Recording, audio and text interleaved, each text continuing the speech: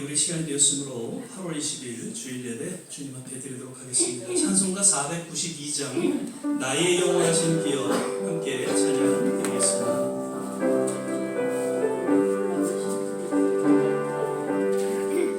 나의 영원하신 기여 생명보다 귀하다 나의 갈 길 나가도록 나와 동행하소서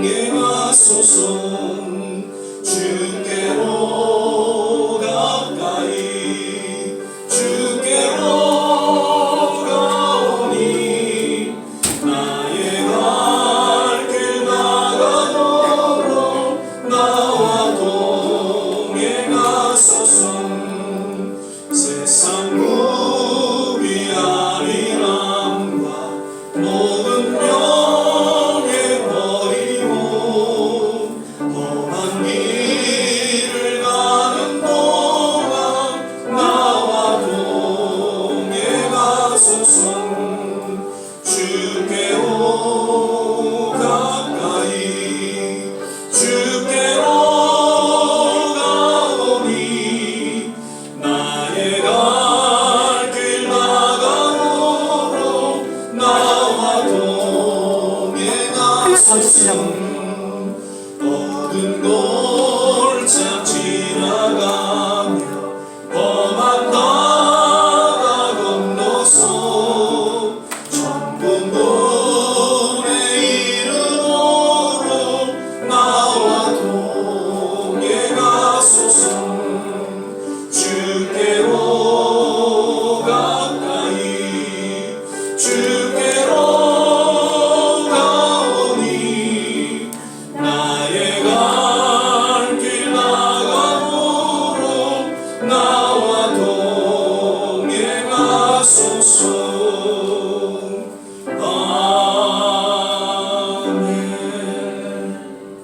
아멘. 내 인생 여정 끝내요 계속해서 찬양하겠습니다.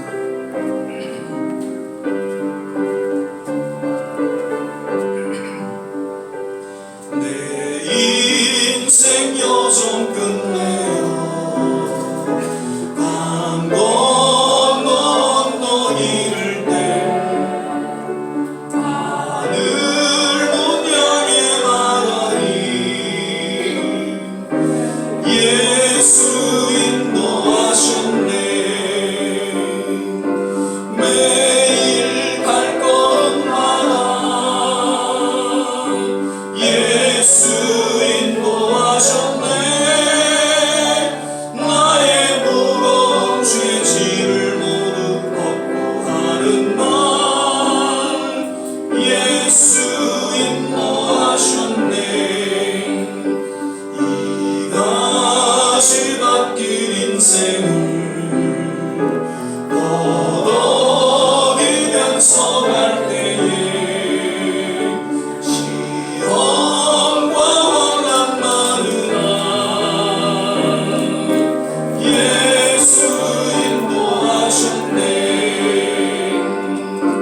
매일 발걸음마다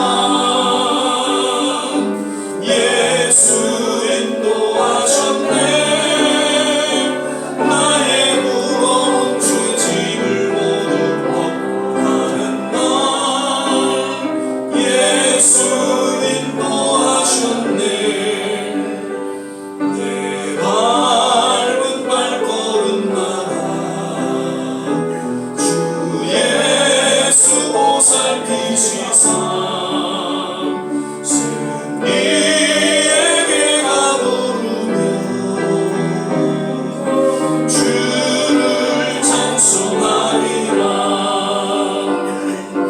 매일 발걸음마다 예수 인도하셨네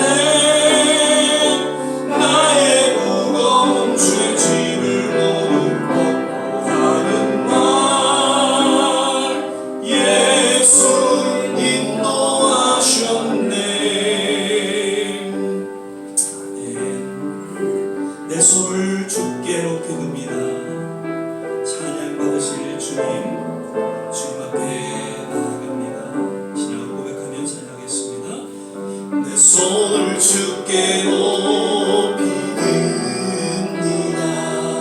내 찬양 받으실 주님,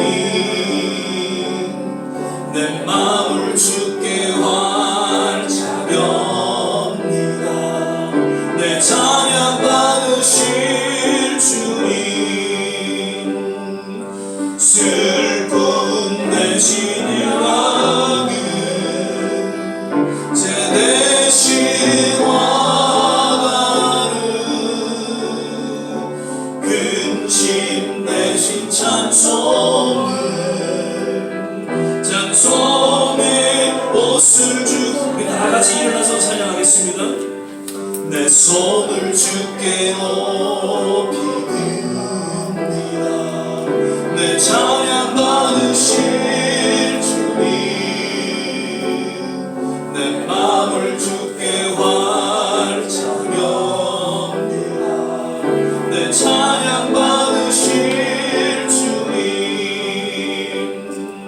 슬픔 대신 일하기 제 대신 화나는 근심 대신 찬송의 옷을 주셨네. 기도하겠습니다. 사랑의 주님, 오늘도 귀한 찬양을 허락하여 주시고 우리의 마음을 열어 주님을 찬양하며 경배드립니다. 오늘도 드려지는 예배 신령과 진정으로 드려지는 예배 되게 하시고 주의 음성을 듣게 하시고 또 우리의 심령 깊이 주님의 놀라운 치유와 회복을 맛보는 복된 예배의 시간이 되게 하여 주시옵소서. 예배 전체를 주님께 의탁하며 예수님 이름으로 기도드립니다. 아멘. 우리 서신제로 사도신경 신앙 고백 드리겠습니다. 전능하사 천지를 만드신 하나님 아버지를 내가 믿사오며 그 외아들 우리 주 예수 그리스도를 믿사오니 이는 성령으로 잉태하사 동정녀 마리아에게 나시고 본디오 빌라도에게 고난을 받으사 십자가에 못 박혀 죽으시고 장사한 지 사흘 만에 죽은 자 가운데서 다시 살아나시며 하늘에 오르사 전능하신 하나님 우편에 앉아 계시다가 저리로서 선한 자와 죽은 자를 심판하러 오시리라. 성령을 믿사오며 거룩한 공예와 성도가 서로 교통하는 것과 죄를 사하여 주시는 것과 몸이 다시 사는 것과 영원히 사는 것을 믿사옵나이다. 아멘. 다 자리에 앉아 주시고요. 찬송가 278장 찬양 부르신 후에 길동시 장로님 기도해 주시겠습니다.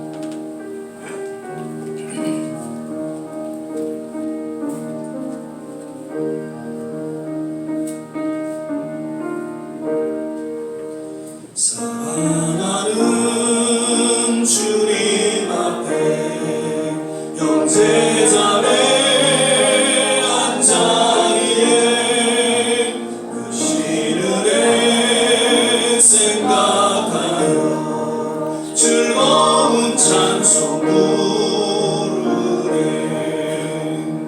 내 주 예수 오늘 받아 모든 사랑 내 몸같이 환난 근심 위로하고 진심으로 사랑하세. 사랑하는 주님 앞에 온갖 충성 다 바쳐서 외로우나 즐거우나 주님만 힘써 섬기네. 우리 주님 거룩한 손 제자들의 발을 씻어 남 섬기는 종의 도를 몸소에 보이셨네. 사랑 사랑하는 주님 예수 같은 주로 섬기나니 비바다 한 몸이요 형제여 친구들이여 한 몸같이 진밀하고 마음조차 하나 되어 우리 주님 크신 뜻을 실성으로 준행하세.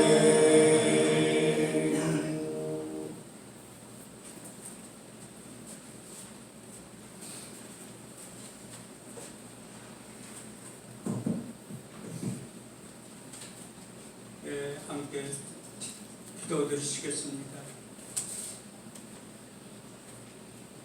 사랑의 하나님, 죄 많은 저희들을 생명의 길로 불러주신 은혜와 사랑에 감사를 드립니다. 저희 같은 죄인을 어찌하여 귀한 은혜 안에 불러주시고 깨우쳐 주시고 이끌어 주셨는지요. 주님의 진정 은총 앞에 부족한 죄인들을 다만 감사 합격할 뿐입니다. 이 시간도 저희들을 주님 전으로 모으셔서 주님 날개 아래 품어주시니 저희를 향하신 주님의 간절한 사랑을 다시 한번 마음으로 깨달았습니다. 사랑의 주님, 저희들은 주님을 높이는 싸움이 되게 하여 주시옵소서. 언제나 주님의 사랑을 나타낼 수 있는 싸움이 되게 하시고 성김을 실천할 수 있는 싸움이 되게 하여 주시옵소서. 또한 영혼을 사랑하는 마음으로 주시기를 원합니다.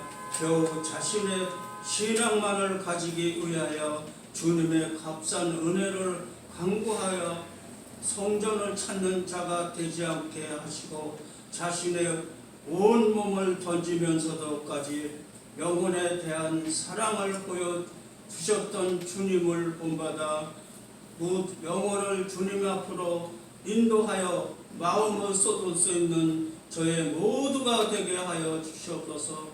오늘도 세상에서 좌절하고 고통받는 주의 백성들을 긍휼히 여기시기를 원합니다.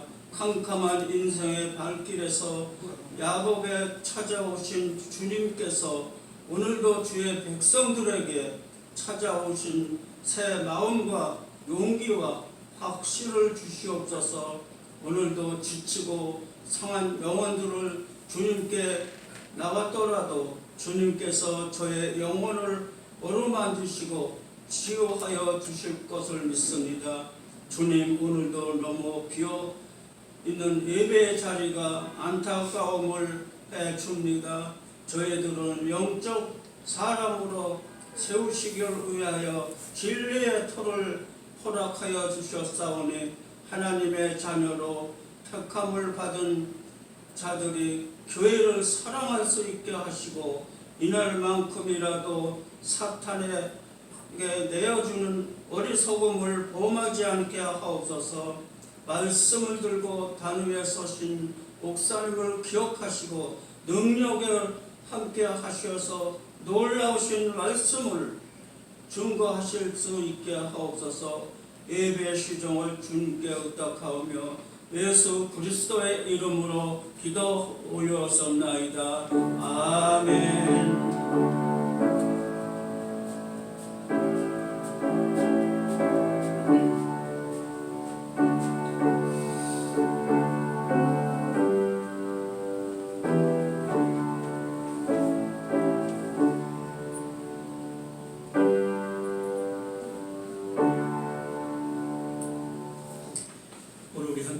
말씀은 요한일서 1장 3절 한 절 말씀만 같이 보시겠습니다.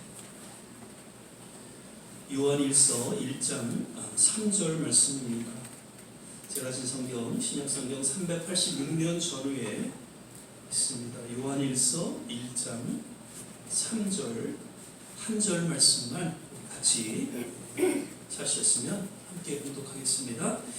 우리가 보고 들은 바를 너희에게도 전함은 너희로 우리와 사귐이 있게 하려 함이니 우리의 사귐은 아버지와 그 아들 예수 그리스도와 함께 함이라. 아멘. 할렐루야. 오늘은 이제 8월 셋째 주일 예배를 우리가 함께 드리게 됩니다. 오늘도 이 자리에 함께 하신 모든 한 분 한 분 특별하신 주님의 은혜가 있기를 바라고요. 우리 전호자우 같이 인사하실 때 주 안에서 건강하세요. 주 안에서 행복하세요. 함께 인사하겠습니다. 주 안에서 건강하세요. 주 안에서 행복하세요. 날씨가 많이 쌀쌀해졌죠? 이제 가을이다 그렇게 생각이 되면서요. 다만 또 저기 감기 조심하실 수 있기를 바랍니다. 지난 15일 이제 많이 지났죠. 지난 15일 날은 무슨 날이죠? 광복절이죠. 우리가 조국을 떠나 있기 때문에 우리가 쉽게 그냥 스쳐 지나가는 경우가 없지 않아 있지만 그래도 광복절만큼 우리가 한 번쯤은 짚고 넘어가야 되지 않겠나 그렇게 생각이 듭니다. 1945년 우리나라가 일본의 그 압제로부터 해방된 것을 기념하는 날이고요. 또 1948년 대한민국 정부 수립을 경축하는 그런 날로서 지켜지고 있죠. 그래서 광복이라는 날은 그 의미는 빛을 되찾다라는 그런 의미를 갖고 있죠. 참 어둠의 그 식민 치하에서 다시금 이 광복절을 맞아서 새롭게 빛을 찾은 그런 의미를 우리나라의 역사 가운데 두고 있는 것이죠. 그 노래 기억하나요? 제일 첫 절이 다시 만져보자 이러고 시작하죠. 흙을 다시 한번 만져보자. 그러니까 식민지 하에 그 흙하고 이제 해방된 그 흙하고 그 느낌이 다르다는 것이죠. 적어도 대한민국 국민이라면 그 어떤 날보다도 이 날을 우리는 결코 잊어서는 안 될 것입니다. 그리고 다시금 그러한 날이 생기지 않도록 우리의 국력을 바로 세우고 또 무엇보다도 나라가 서로 이렇게 하나가 되는, 그래서 우리는 비록 떨어져 있는 디아스포라지만 이를 위해서 우리가 조국을 위해 기도해야 될 줄 믿습니다. 이 말씀을 드리면 또 제가 편향적이다 이런 얘기를 들을까봐 좀 조심스럽습니다. 거듭 말씀드립니다. 저는 결코 편향적인 그런 목사가 아닙니다. 보수도 아니고요, 진보도 아니고요. 저는 신앙적인 목사로서 중도의 모습으로 항상 바라보고 또 그에 대해 이야기를 합니다. 다만 한 번쯤은 좀 짚고 넘어가고 싶은 게 이번 대통령의 그 광복절 메시지가 다들 뭐 여러 가지 의견이 분분하죠. 그러나 저 개인적인 생각은 그렇습니다. 적어도 광복절만큼은 지난 일본의 잘못을 묻고 그리고 반성을 촉구하는 그런 시간이 되어야지 않는가. 물론 일본하고 함께 미래를 향해서 나아가는 것 중요합니다. 지난해 어떤 그런 아픔을 인해서 계속해서 우리가 갈 수는 없습니다.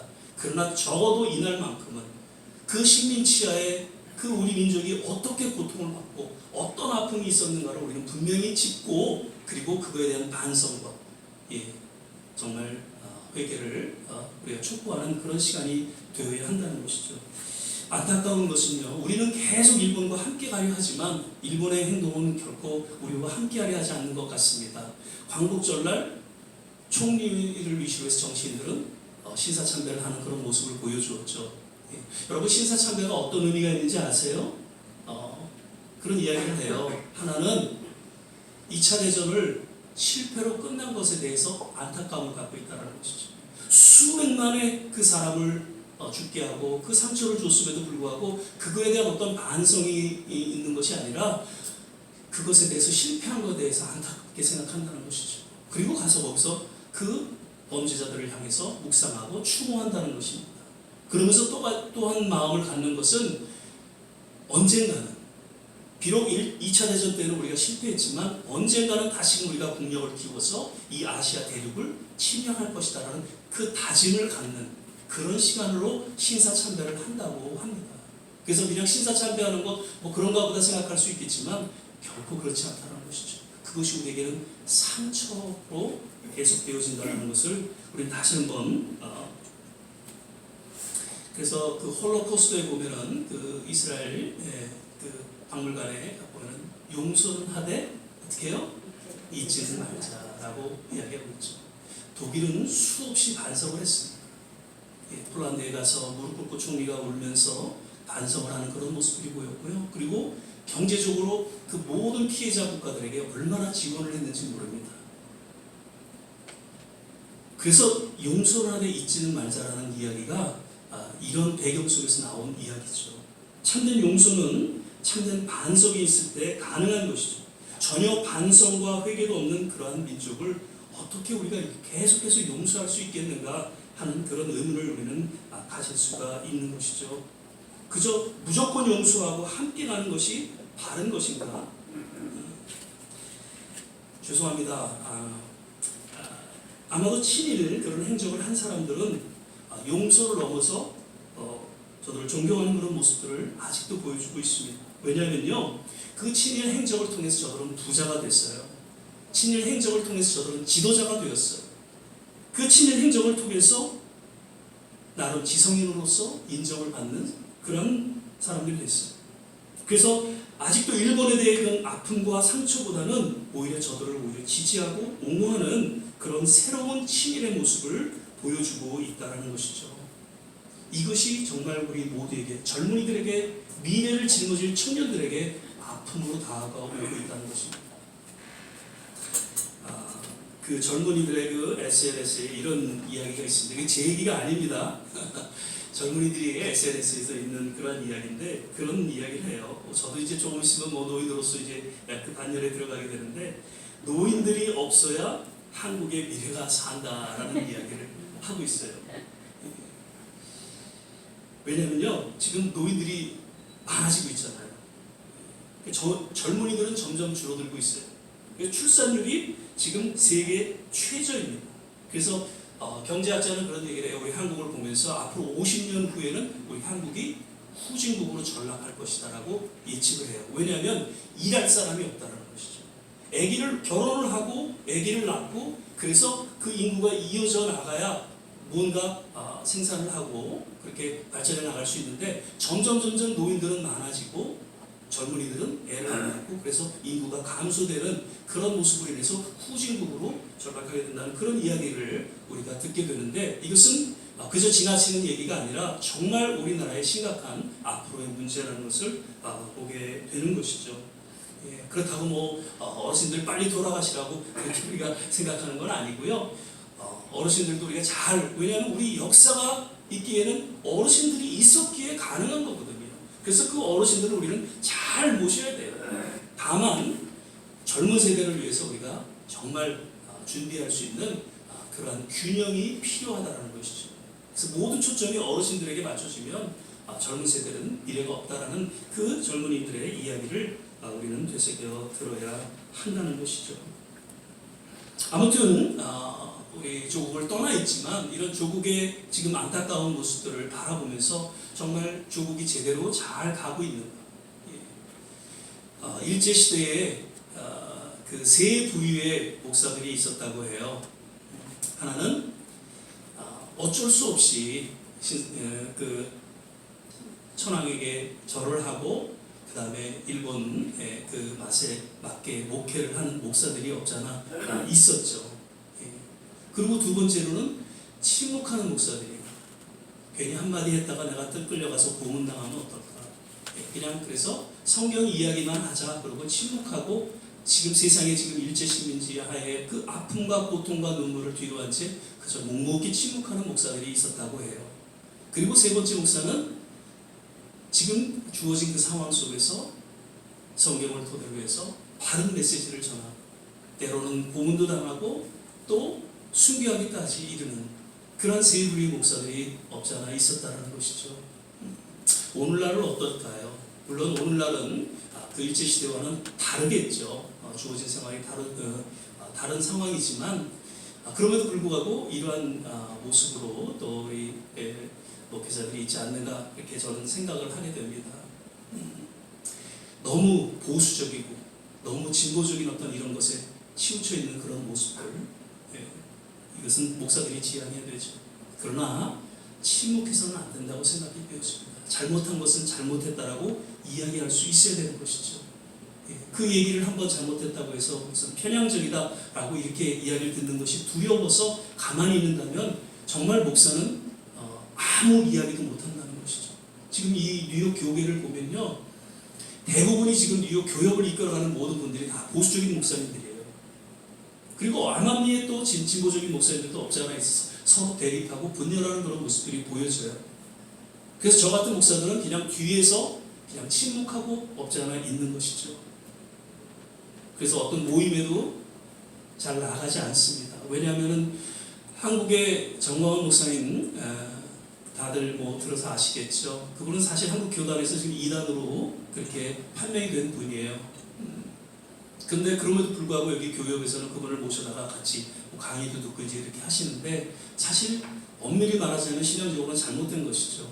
예. 마치 한국의 신천지 이만희 목사나 무슨 잘못된 그런 이단에 속한 목사들을 데려다 놓고서는 강의를 듣는 것과 똑같은 그런 모습이죠.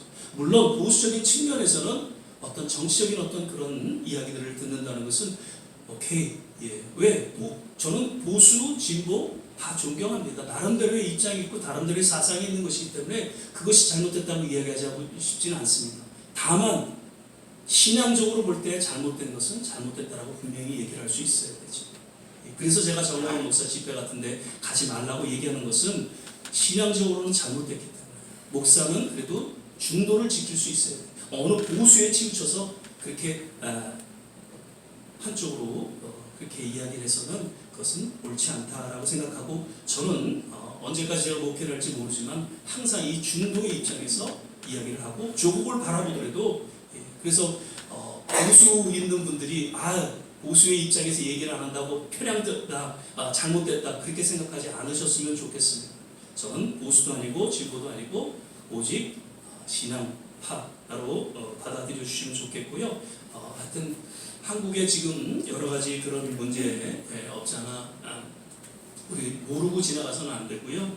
조금 더 깊이 조국을 위해서 기도하고 바른 신앙의 회복이 있기를 우리는 기도해야 될 줄 믿습니다. 아멘. 제가 너무 서론이 길어졌네요. 예. 오늘은 요한일서 1장 3절 본문을 통해서 이제 사귐과 신앙이라는 그런 제목으로 함께 말씀을 나누고자 할 때, 특별히 사도 요한은 예수님의 제자로서 제일 늦게까지 계셨던 분이죠. AD 90년, 95년에서 예배소에서 이 사도 요한 1, 2, 3서를 기록했다고 하죠. 그리고 요한복음은 조금 더 일찍 기록을 했고, 그 다음에 요한계시록은 반모섬에서 이제 유배돼서 순교하기 직전에 AD 한 96년경에 기록한 것으로 이제 전해지고 있습니다. 그 요한서신을 기록한 목적은 당시 여러 이단 잘못된 가르침으로 인해서 영적으로 혼탁한 그런 상황에 놓여있는 교인들을 향해서 바른 진리를 전하고자 이 서신을 썼죠. 그리고 무엇보다도 핍박과 환난 속에서 믿음을 지켜가는 그런 교회들을 향해서 써내려갔다는 것입니다. 그리고 오늘 우리가 함께 읽었던 본문과 같이 하나님과의 바른 사귐을 통해서 참 신앙 가운데에 바로 서게 되기를 바라면서 기록했다라는 것이죠.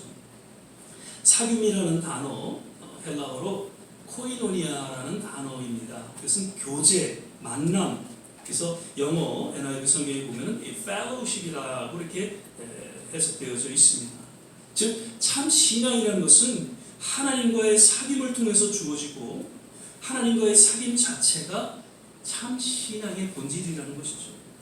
하나님과 온전한 사귐을 통해서 성도로서, 또 가족의 일원으로서 사회와 나라의, 그리고 민족 간의 온전한 사귐이 주어지게 된다는 것입니다.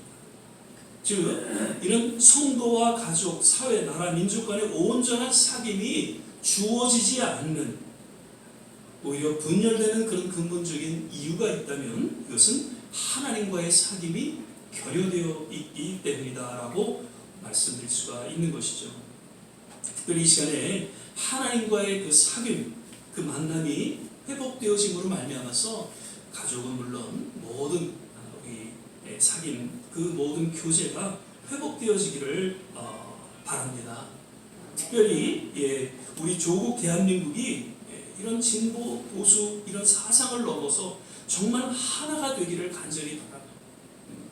그리고 이 청교도 신앙으로 세워진 이 미국이 인종과 이념과 사상, 종교를 초월해서 서로 정말 하나가 되는 그런 위대한 나라로 거듭나게 되기를 간절히 축원을 드립니다. 아멘. 저는 사도행전에 나오는 그런 초대교회의 모습을 좀 살펴봤습니다.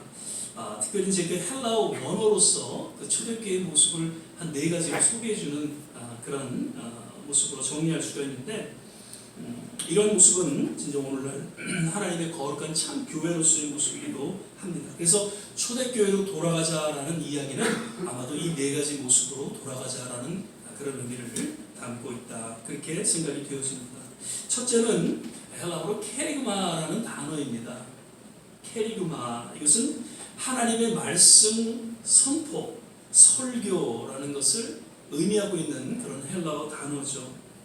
그래서 교회에 주어진 사명은 무엇보다도 하나님의 말씀이 선포되어지고 들려지는 것입니다. 어떤 교단과 연륜, 규모, 지역에 관계없이 시대적인 하나님의 말씀이 선포되어지고 설교되어지는 것, 그것이 교회의 가장 우선적인 사명이고 또 존재하는 이유고 목적이라는 것이죠. 사도행전 2장 38절에서 41절까지의 그 말씀을 보면 하나님의 말씀이 베드로를 통해서 교회에 선포되어집니다. 그때 왠지 그 말씀을 들은 모든 교회 성도들은 회개하고 그리고 나아가 세례를 받고 또 나아가서 제자가 되는 그런 결과를 낳게 되었다는 것을 소개해주고 있죠.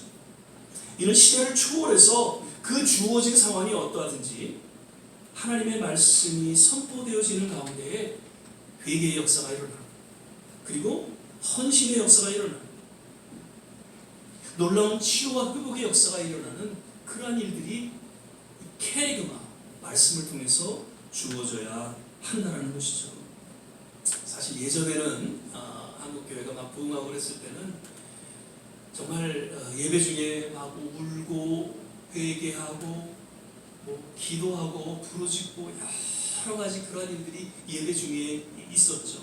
그래서 정말 도저히 변할 수 없는 그런 사람들도 왠지 예배 중에 변화되는, 정말 회개할 수 없는 그런 사람들도 왠지 회개하고 변화되어서 성도로 거듭나게 되고 그리고 제자로 헌신하는 그런 일들이 한국교회에 일어나게 되었죠. 그러면서 교회의 부흥은 더욱 크게 확장되었다는 것이죠. 어떻게 가능할 수 있었을까요? 하나님의 말씀, 그 말씀의 능력을 조차 저들은 영적으로 거듭나는 그러한 일들이 일어나게 되었고요.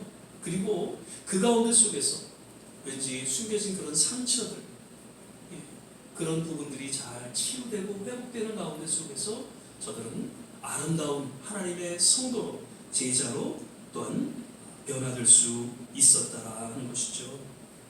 정말 용서할 수 없는 그런 상황 속에서도 그 용서하지 못하는 것 때문에 그것이 묶여 있어서 늘 참된 자유함이 없고 평안이 없는 그냥 그러한 상황 속에서 하나님의 말씀을 전하고 저를 용서하는 가운데 속에서 참된 자유함을 누릴 수 있었고 평안을 누릴 수 있었고 진정한 신앙의 행복을 누리며 살아갈 수 있었던 것, 하나님의 말씀의 역사가 있었기에 가능했다는 것이죠. 바라기는 이 좋은 시작교회 예배를 통해서 정말 하나님의 말씀이 들려지고 그 말씀을 통해서 우리의 심령이 변화되는, 때로는 회개하고 때로는 정말 주님 앞에 간절히 부르짖고 기도하는 그런 놀라운 성령의 역사가 일어나게 되시기를 주의 이름으로 축원을 드립니다. 아멘. 초대교회는 그런 일들이 일어났죠.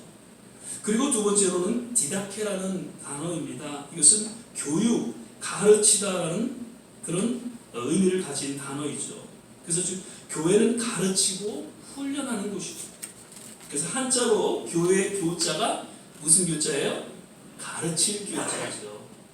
그래서 예전에 한국의 선교사님들이 와서 가장 먼저 세운 것이 교회와 더불어서 학교였다는 것이죠. 그 좋은 한 예가 배제학당입니다. 처음 세워졌을 때는 누추하게 세워진 그 배제 학당이 얼마나 한국 역사에 있어서 훌륭한 지도자들, 무엇보다도 신앙의 선진들을 배출해내면서 한국의 지난 역사를 감당해 왔는지 우리 모두가 잘 알고 있는 것이죠. 가르침을 통해서 변화가 주어졌다는 것이죠. 사도행전 2장 42절에 보면 저희가 사도의 가르침을 받아 서로 교제하며 떡을 떼며 기도하기를 전혀 힘씁니다. 사도들의 그 가르침을 좇아서 함께 교제할 수 있었고 또 헌신된 성도의 삶을 영위할 수 있었고 교회 한 공동체를 이룰 수 있었다는 것을 이야기하고 있습니다. 예수님께서 승천하시기 전에 제자들에게 마지막으로 분부하신 말씀이 있죠. 마태복음 28장 19절에서 20절입니다. 너희는 가서 아버지와 아들과 성령의 이름으로 세례를 주고 내가 너에게 분부한 모든 것을 어떻게 해요? 가르쳐 지키게 하라 라고 말씀하셨습니다. 교육의 사명은 주님의 명령이고 유언이에요. 그런데 여기서 우리가 주목하게 되는 것은요, 가르쳐 지키게 하라는 것이죠. 그러니까 교육의 목적은 단순히 배움에 있는 것이 아니라 배우고 지키는 것에 있다는 것이죠. 지킴이 없는 배움은 진정한 교육이 될 수 없다는 것입니다. 지금도 여러 지금 한국 교회에서도 보면은 제자 훈련, 성경 공부 여러 가지 열심히 교육하는데 힘쓰고 있습니다. 그런데 안타까운 것은요, 그렇게 배움에 힘쓰며 시간을 갖고 있음에도 불구하고 교회는 세상의 소금과 빛의 역할을 감당하지 못하고 있고 오히려 지탄과 조롱을 받고 있다는 것이죠. 왜 그렇습니까? 그토록 열심히 배움의 시간을 갖지만 그 배운 것을 삶 가운데 속에서 지켜나가지 못하고 있기 때문이라는 것이죠. 배워서 남주나라는 말이 있습니다. 그렇죠. 배워서 남주는 것이죠. 그것이 진정한 교육의 목적이라는 것입니다. 바라기는 우리 남생에 지금까지 우리는 여러 모양으로 아름다운 신앙에 배운 그 유산들이 있으리라 생각이 되어집니다. 이것을 그저 그냥 혼자 담고 계시지 마시고요. 나누고 베풀고 헌신할 수 있게 되시기를 주 이름으로 부탁을 드립니다. 아멘. 그리고 세 번째로는 디아코니아라는 단어입니다. 이것은 봉사, 헌신, 구제를 의미하고 있는 그런 단어이죠. 사도행전 역시 22장 44절 45절 보면 믿는 사람이 다 함께해서 모든 것을 다 서로 통용하고 또 재산과 소유를 팔아 각 사람의 필요를 따라 나눠주었다라고 이야기하고 있습니다. 저들은 사도의 가르침을 좇아서 그저 교제하고 나아가서는 봉사하고 구제하고 헌신하는 그런 교회의 모습을 보여주고 있다는 것이죠. 이것이 교회의 또 다른 중요한 사명이다라는 것이죠. 교회의 직분 가운데 가장 먼저 세운 직분이 집사입니다. 그 집사, 그 원어를 보면 디아콘이라고 되어 있습니다. 그래서 초대교회는 제일 먼저 7 집사를 세웠고요. 그리고 최초의 순교자도 그 7 집사 중에 한 분이었습니다. 초대교회 사도들은 이제 캐리그마, 말씀을 선포하는 데 전담하였고요. 그리고 이 7 집사들은 디아코니아, 봉사하고 헌신하고 구제하는 데에 열심을 내었던 것이죠. 그래서 교회의 진정한 건강한 모습이 있다면 이러한 균형이 잘 갖추어져 있는가에 있다는 것입니다. 특별히 봉사와 헌신, 구제 등 디아코니아가 세상을 향해서 얼마나 적용되어지는가에 따라 달려 있다라고 생각이 되어집니다. 그래서 우리가 어렵고 힘든 가운데 있지만 더 교회를 위해서 그리고 세상을 향해서 봉사와 헌신, 구제에 힘쓰는 그러한 우리 교회가 우리 성도들이 되시기를 주 이름으로 축원을 드립니다. 아멘. 제가 일하고 있는 한 대 교회에 한 권사님이 계세요. 몸이 좀 여의치 않으신데 이분은 한 15년 넘게 매주 금요일 날 이 스페니시 그 점심을 나눠주는 프로그램을 감당을 하고 계세요. 그 스페니시들을 늘 보면서 마음에 그런 생각이 들었다는 거죠. 저들을 위해서 내가 뭔가 좀 봉사할 것이 없을까? 저렇게 지금 물론 일을 하고자 이렇게 찾고자 하는 그런 목적에 저들이 와 있지만 여러 가지로 참 많이 열악한 그런 상황인데 교회가 저들을 향해서 지금 무엇을 하고 있을까 그런 생각을 가졌다는 것이죠. 그러면서 그럼 나래도 뭔가를 좀 도와야 되지 않겠는가 그러면서 시작한 것이 조그만 빵을 나누는 일이었고요. 그러다 보니까 여기저기서 뭐 다 후원을 하시고 매주 금요일 날에 이제 점심 프로그램을 해서 그렇게 해서 저들에게 쭉 보면은 뭐 한 40-50명 쭉 이렇게 줄 서 있어서 빵을 나눠주고 이제 그런다고 해요. 그분이 이제 그런 얘기를 저한테 이제 제가 목사인 줄 아니까 나는 무식한 권세에 불과하지만 적어도 이 나눔과 이런 봉사를 통해서 나름 신앙을 지켜나갈 수가 있었다는 것이죠.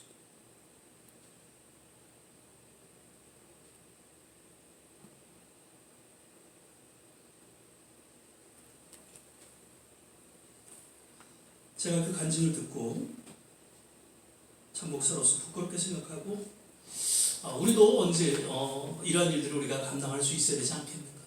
그저 그냥 우리가 예배만 보고 우리 신앙 지키면서 이러고 그냥 하늘나라 가는 것이 바람직한 것인가. 뭔가 우리에게 도움이 필요한 자들 향해서 우리가 구제할 수 있으면 구제하고 뭔가 좀 헌신할 수 있는 그런 시간이 우리에게는 필요하지 않겠는가. 다시 한번 좀 저 개인적으로 좀 생각을 해보았고요. 또 이렇게 말씀을 드리면서 우리 모두가 함께 또 좀 참여할 수 있는 그런 시간이 되었으면 좋겠다. 그렇게 생각이 되어집니다. 아멘. 그리고 마지막 그 한 단어는 이제 오늘 우리가 함께 나눴던 코이노니아라는 거죠. 서로 교제, 만남, 사귐에 대한 그런 의미를 담고 있는 말입니다. 그래서 교회는 어떤 건물이 아니고요, 어떤 조직이 아니죠. 코이노니아, 서로의 사귐 공동체라는 것이, 서로의 만남, 서로의 교제, fellowship 공동체라는 것이, 그것이 교회의 본질이라는 것이죠. 사도행전 2장 47절 48절 보면 날마다 마음을 같이하여 성전에 모이기를 힘쓰고 집에서 떡을 떼며 기쁨과 순전한 마음으로 음식을 먹고 하나님을 찬미하며 온 백성에게 칭송을 받으니 주께서 구원받는 사람을 날마다 더하게 하신다. 지금 핍박과 혼란 가운데 속에서도 저들은 늘 성전에 모이기를 힘썼어요. 그리고 먼저는 하나님을 찬양하고 하나님을 예배하는 가운데 하나님과의 온전한 코이노니아가 이루어졌고요. 나아가 그러한 하나님과의 사귐을 통해서 온 교회가 함께 성도의 코이노니아를 가졌다는 것이죠. 그러한 교제 가운데 서로를 위로하고 또 건강한 교회 공동체로 세워나갈 수가 있었다는 것이죠. 그래서 혹자는 말하기를 이렇게 얘기합니다. 교회는 훗날 영원히 교제하며 더불어 살 천국 공동체의 모형이다라고. 장차 천국 갈 사람들은 천국의 이 모형인 교회 생활을 잘 해야 한다. 지상에서 교회 생활의 연장이 천국 생활이다라고 이야기를 합니다. 물론 이 땅에 있다는 환경적인 한계 때문에 교회는 불안정하기 짝이 없지만 그래도 교회는 천국의 한 모형이다라는 것을 우리는 기억해야 되는 것이죠. 천국은 교회 생활의 연장선상에 있는 것이죠. 그러므로 이 땅에서는 천국 생활을 영위하는 것이 진정 바른 코이노니아의 삶이다라고 합니다. 우리는 단순히 교회 생활을 하는 것이 아닙니다. 앞으로 주어질 영원한 천국의 삶을 연습하고 훈련하는 삶을 살아가고 있다는 것이죠. 그래서 남은 시간 우리가 얼마가 될지 알 수 없지만 그저 주어진 가운데 더욱 열심히 주님을 섬기고요. 교회를 섬기는 그리고 함께 섬기는 아름다운 코이노니아의 삶을 살아가게 되시기를 주의 이름으로 축원을 드립니다. 이 네 가지 사명 다 중요합니다.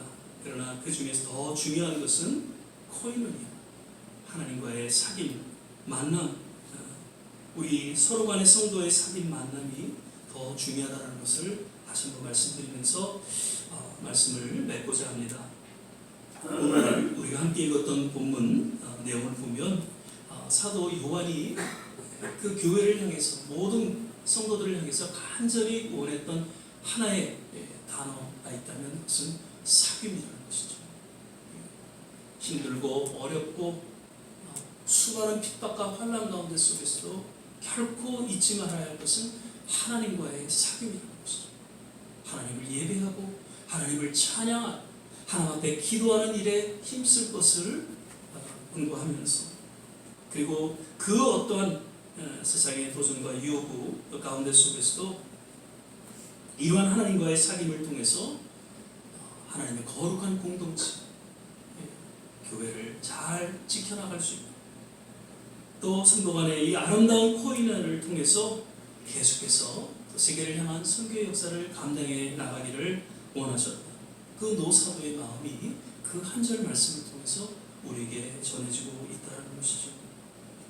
다시 한번 교회가 무엇인가, 그리고 교회를 통해서 하나님께서 원하시는 것이 무엇인가를 우리는 다시 한번 마음속에 새겨보면서 더욱 깊이 우리의 남은 생에 하나님과 함께 교제하며, 또 비록 연약하지만 함께 위로하고 격려하며 몸된 교회를 세워나가는 귀한 코이노니아 공동체가 되시기를 주의 이름으로 축원을 드립니다. 기도하겠습니다.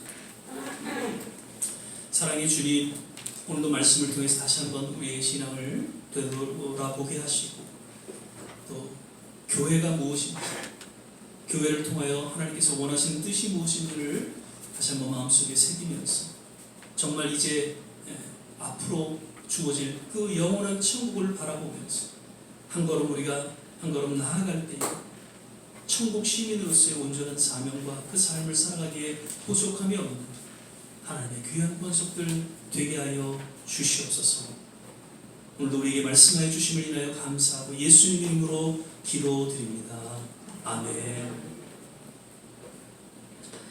이 시간에 찬송가 71장 1절 찬양하시면서 준비하신 예물 하나만 드리도록 하겠습니다.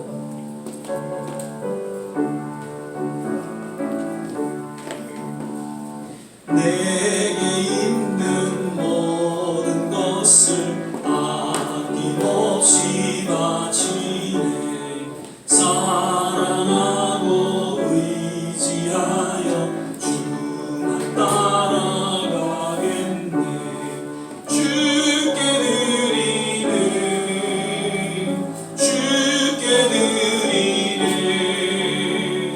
사랑하는 구주 앞에 모두 드리네. 아멘. 예, 몇 가지 교회 소식 알려드립니다. 오늘 또 함께 하신 모든 한 분 축복하고요. 또 우리 지난주부터 같이 예배 참석한 예슬이 웰컴, 땡큐. 예, 계속해서 우리 새벽 기도와 또 성경 말씀 묵상, 또 성경을 통해서 깊이 주님을 알아가는 그런 시간 되시기를 바라고요. 예, 오늘 예배 마친 후에는 8월 또 생일자 알다나테도 생일 축하하는 시간을 갖도록 그렇게 하겠습니다.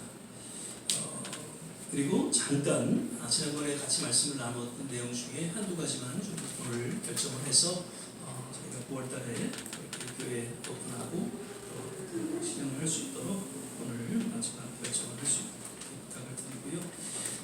예, 오늘도 강단 하나는 우리 길장로님 그렇게 해주셨어요. 감사드립니다. 그리고 지난번 제가 카톡으로 다 알려드린 것 같이 8월 18일 날 금요일 날 지지난 토요일 날 입원을 하셨죠. 그리고 한 일주일 이제 계셨는데 이렇게 드시질 못하셔서, 그래서 이제 이쪽으로 그거를 호수로 뚫어서 이제 음식을 이렇게 집어넣고 그랬습니다만 여의치가 못하셔서 금요일 날 오전 8시 한 반쯤에 소천을 하셨어요. 우리 김시혁 집사님. 예, 뭐 연세가 지금 101세니까 이제 하늘나라 가셔서 편안하게 계시리라 이렇게 생각이 되어지면서도 조금 마음에 안타까움을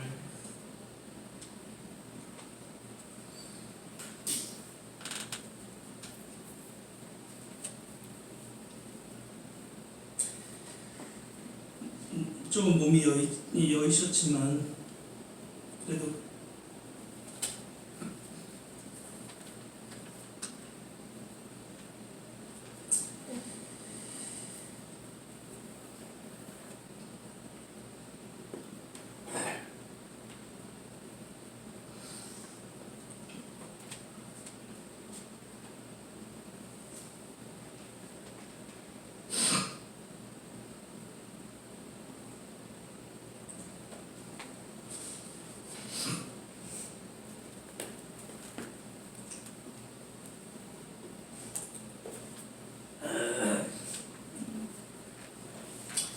12년 거의 우리 임장로님 또 전도를 받아서 오셔갖고 거의 주일을 빠지지 않으시고 함께 예배 참석하셔서 참 큰 또 교회에 힘이 되셨던 분이십니다. 지난번 또 베어 마운틴도 같이 다녀오시고 또 그때도 그냥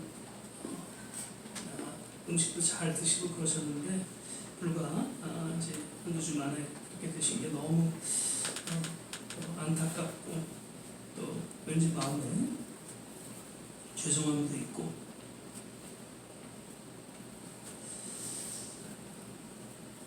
그렇지만 분명한 것은 영원한 천국에서 또 주님과 함께 계신다 그렇게 우리가 위안을 받고요.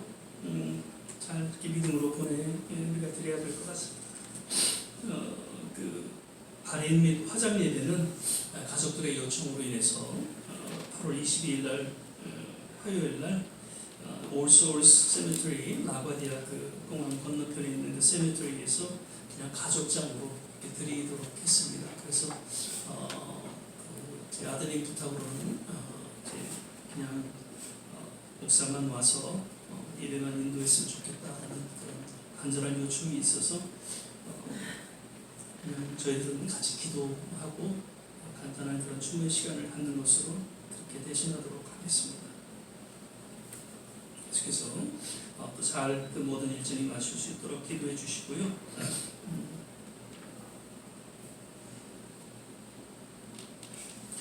이제 우리 다 자리에서 일어나셔서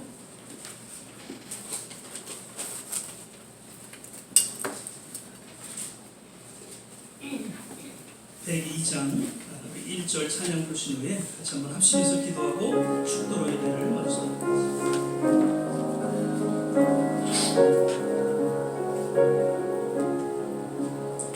주 예수보다 귀한 것은 없네 이 세상 부귀와 바꿀 수 없네 영주를 내대신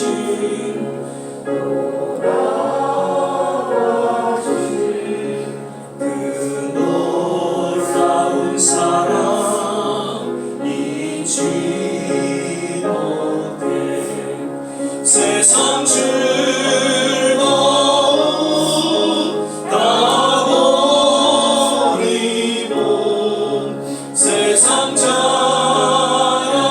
다 버렸네 주 예수보다 더 귀한 것은 없네 예수밖에는 없네. 우리 시간에 또 주신 말씀 생각하면서 같이 한번 합심해서 기도하는 시간 갖겠습니다. 하나님,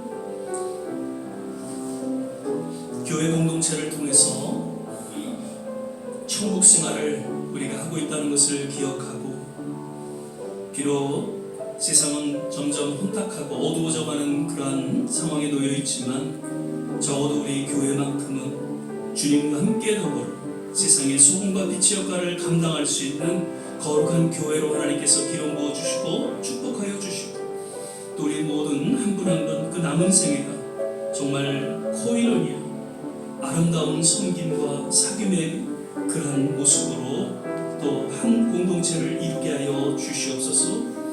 거듭 어려운 가운데 있는 우리 주국과 이 땅을 향해서 기도합니다. 하나 되게 하여 주시옵소서. 제발 우리 조국 대한민국이 하나 되는 모습 가운데 마지막 때의 사명을 감당할 수 있는 그러한 우리 국가로 우리 민족으로 하나님 거듭나게 도와주시고 모든 교회들이 잘 또 깨어일어나게 도와주옵소서. 이 미국 땅에도 주님 다시금 새로운 부흥의 불길이 일기를 소망합니다. 우리 모든 성도님들 가정 자녀들 주님 함께하여 주시고 특별히 이번 또 고 김시혁 집사님 그 모든 장례 절차 주님께서 주관하시고 또 그 가족들을 위로하여 주옵소서. 우리 이러한 내용으로 같이 한번 합심해서 기도하고 축도로 예배를 마치도록 하겠습니다. 할렐루야. 좋으신 아버지 하나님, 오늘 예배 가운데 주님 함께 하심을 인하여 감사, 찬양과 영광을 올려드립니다.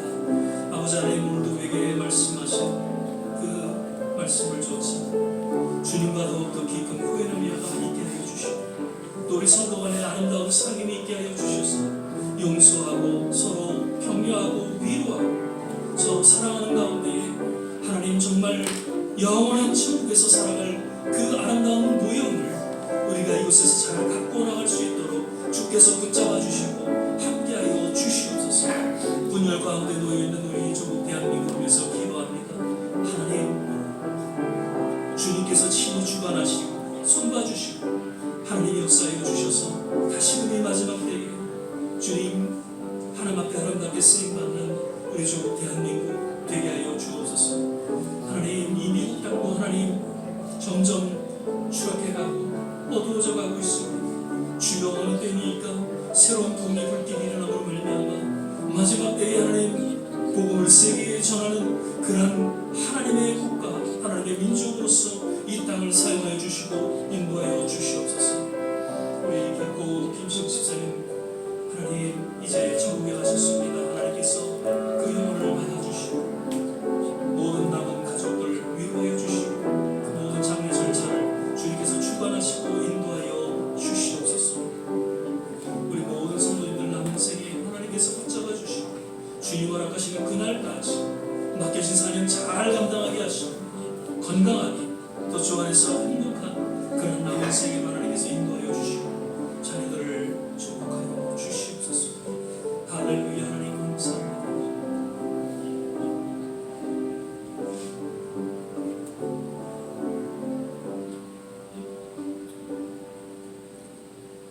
사랑의 주님, 오늘도 예배 가운데 주님 함께 하심을 인하여 감사드립니다. 늘 주님의 음성을 듣고 주의 뜻에 합당한 우리의 남은 믿음의 여정이 되게 하여 주시옵소서. 오늘도 마음의 정성을 담아 주 앞에 물질드리는 모든 손길 일이 기억하여 주시고 주님께서 두 손으로 축복하여 주옵소서. 이제는 우리 주 예수 그리스도의 은혜와 하나님의 무한하신 사랑과 성령의 내주교통 충만케 하심, 오늘 주의 말씀을 마음속에 새기며 먼저는 주님과 영원한 코인원의 삶을 살아가기, 그리고 함께한 공동체를 이루며 또한 귀한 사귐의 삶을 살아가기로 결정하고 또 새롭게 주 앞에 헌신하는 우리 모든 한 사람 한 사람 머리머리 위에 가정과 자녀와 산업과 기도하는 모든 일들 위에, 그리고 특별히 분열 가운데 어려움 가운데 놓여있는 우리 조국 대한민국과 이 미국 그리고 모든 선교지 위에, 특별히 고 김시혁 집사님 그 위가족들 위에 지금부터 영원토록 함께 하시기를 간절히 축원하옵나이다. 아멘.